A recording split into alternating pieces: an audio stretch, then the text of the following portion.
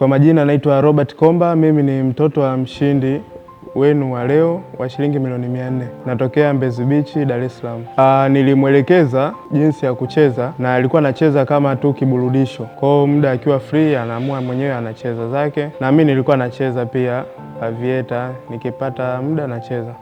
Mimi nacheza pia na michezo mingine tofauti ikiwemo kubeti mpira.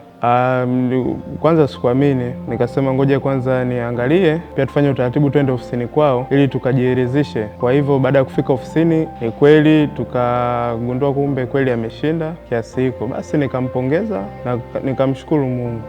Nimemshauri atulize akili, project zake ambazo alikuwa anafanya za biashara aziendeleze. Pia anaweza akawekeza pia kwenye vitu vingine kama alivyosema kwenye UTT, kwenye bonds, na kusaidia familia yake, wazazi wake bado wapo hai, anaweza akashika mkono na vingine ambavyo ataonelea ni sahihi kufanya.